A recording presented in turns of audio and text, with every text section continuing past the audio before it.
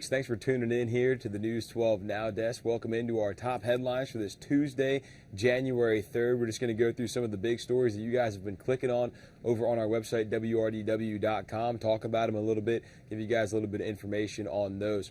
We'll start off with the Monday Night Football game last night. If you saw it, I'm not going to show the video for a couple of reasons. One, because we're not allowed to show NFL highlights on our website. So if you're watching this online, can't show it on there. And then two, it just doesn't really feel right to show the video. So you are able to find it, online on your own, but we're not going to show it here. What happened was Damar Hamlin, a Bills player, tackled T. Higgins in the first quarter, went into cardiac arrest on the field. Really scary situation. He made the tackle, stood up, and then just collapsed. It was similar to, if you're a soccer fan, Christian Eriksen in the Euro tournament, I think it was last year.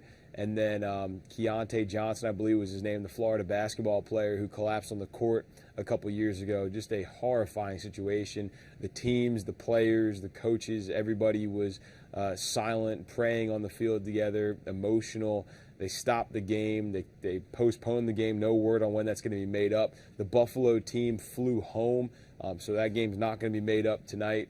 Really no word on when that's going to be, but it doesn't matter. What matters right now is the health of Damar Hamlin, and as of the time of this recording, which is about 7:04 on Tuesday morning, Hamlin is in critical condition still at the hospital. So still a long way to go here, a lot to learn about this story, and we'll keep you updated as we know more. But of course, our thoughts and prayers are with Hamlin, his family, the Bills organization. There has been just incredible support coming from not only the football world, not only the sports world, but just in general, people. There's been an outpouring of support. Hamlin is a 24-year-old out of the University of Pittsburgh. While at Pittsburgh, he started a toy drive, and he had a GoFundMe for that toy drive this year, and the goal was to raise $2,500.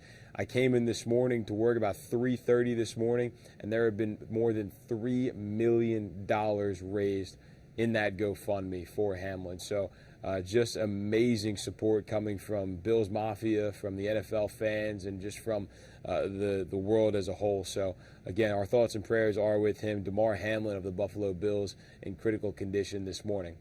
But all right, let's change gears here. Let's talk about a little bit lighter note here. Let's go to the Masters. Scott Stallings, PGA Tour golfer, Masters qualifier. This is awesome.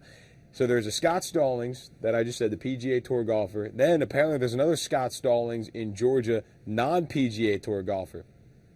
They have the same name. Their wives have the same name, both named Jennifer, and they both live in Georgia. So why does all this matter? Well, PGA Scott Stallings has qualified for the Masters.